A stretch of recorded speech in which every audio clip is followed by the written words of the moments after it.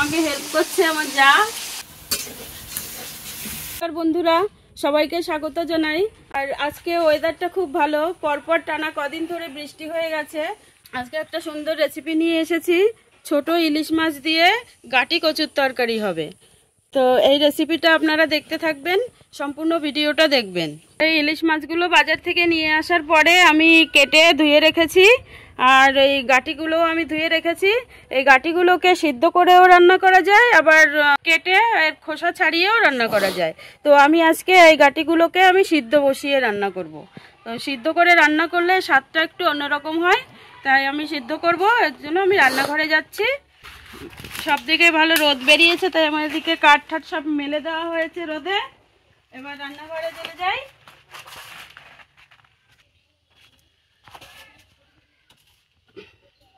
বসিয়ে দিয়েছি কড়াইতে জল দিয়ে। এবার আমি উনুনের জালটা ধরিয়ে দেব, আর এই গাটিগুলোকে আমি কড়াইতে সিদ্ধ বসিয়ে দেব। প্রায় 10 মিনিট ধরে এটাকে সিদ্ধ করব। তো আমি এটাকে ঢাকনা দিয়ে চাপা দিয়ে আমি সিদ্ধ বসিয়ে দিই, আর উনানে জালটা ধরিয়ে দিই। কচুর গাটিটা তো সিদ্ধ বসিয়ে দিয়েছি। এবার এর জন্য আমি হালকা মশলা দেব। এতে অল্প উপকরণ দিয়েই রান্না হয়, বেশি মশলা দিতে হয় না। তো আমি দেব 4টে শুকনো লঙ্কা আর একটু জিরে। ওটা সিদ্ধ হতে হতে আমি এই মশলাটুকু করে নিই। এই জিরে আর লঙ্কাটা আমি বেটে নেব। এবার 10 মিনিট পরে ঢাকনাটা তুলে দেখি কচুর গাটিটা গলেছে কিনা। হ্যাঁ, এটা সিদ্ধ হয়ে গেছে। এবার এটাকে আমি নামিয়ে দেব। এবার গাটি কচুটা সিদ্ধ হয়ে গেছে, এবার এটাকে আমি নামিয়ে দেব। নামিয়ে আমি একটা ঝুড়িতে ঢেলে দেব, আর এর উপরে একটু আমি ঠান্ডা জল দিয়ে দেব।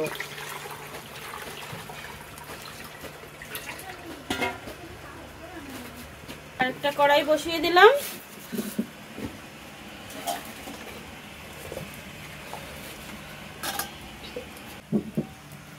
এই মাছে এবার আমি নুন হলুদ মাখাবো।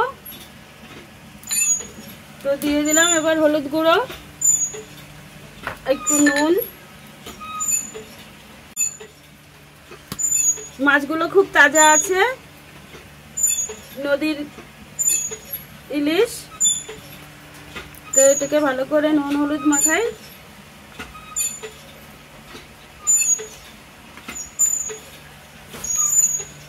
এবার এই মাছটা ভাজতে ভাজতে আমি কচুর গাটির খোসাটা ছাড়িয়ে ফেলবো। কড়াইটা গরম হতে হতে আমি এগুলো ছাড়াতে থাকি। খুব সুন্দর আর খোসা ছাড়িয়ে যাচ্ছে।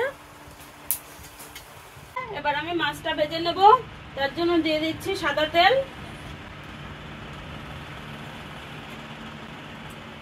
তেলটা গরম হোক।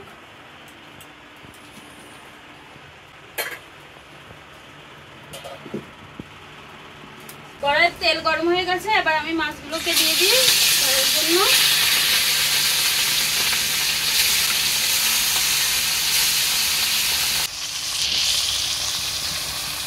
কচুর গাটির ছাল প্রায় ছাড়ানো হয়ে গেছে। আমাকে হেল্প করছে আমার যা।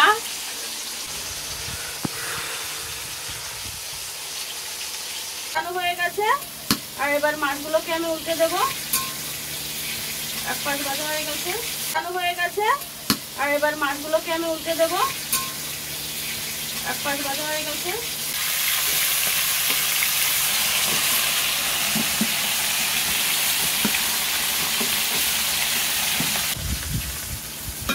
মাছগুলি ভাজা হয়ে গেছে, এবার আমি তুলে নেব।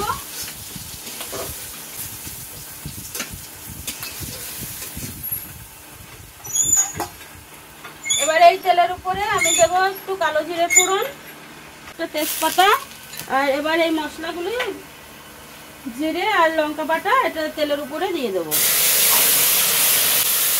এতে দেব হলুদ গুঁড়ো দিয়ে এবার নেড়ে চেড়ে নেব।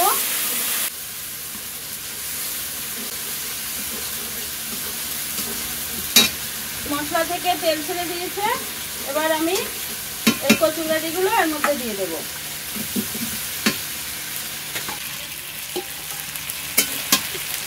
গাটি কচুগুলো হালকা একটু নেড়ে ছেড়ে জল দিয়ে দেবো। এর উপরে দিলাম নুন। এটা বেশি ভাজার প্রয়োজন হয় না, এটাকে তো আগে থেকে। এবার জল দিয়ে দিলাম।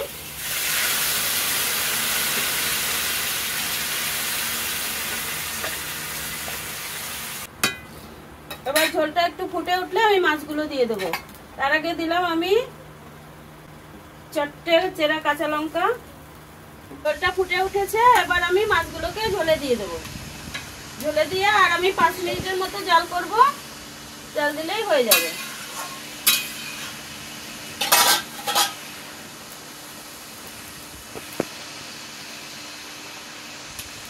তরকারিটা আমার হয়ে গেছে, নামিয়ে দেব।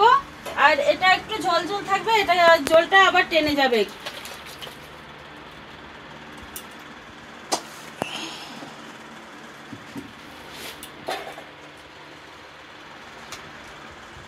ঝোলটা দেখতে খুব সুন্দর হয়েছে, এটা খেতেও খুব সুন্দর লাগে। অবশ্যই ইলিশ মাছ দিয়ে যে কোনো রেসিপি খুব সুন্দর হয়, তবে এই গাটি কচুর তরকারিটা আরো সুন্দর হয়, খেতে খুবই ভালো লাগে। তো বন্ধুরা, আজকের আমার এই রেসিপিটা হয়ে গেল। আপনাদের কেমন লাগছে আপনারা কমেন্টে জানাবেন। যদি ভালো লাগে তো নিত্য নতুন রেসিপি পেতে আমার চ্যানেলটিকে সাবস্ক্রাইব করবেন। আর আশা করি সবাই ভালো থাকবেন। পরে আবার নতুন রেসিপি নিয়ে আসবো।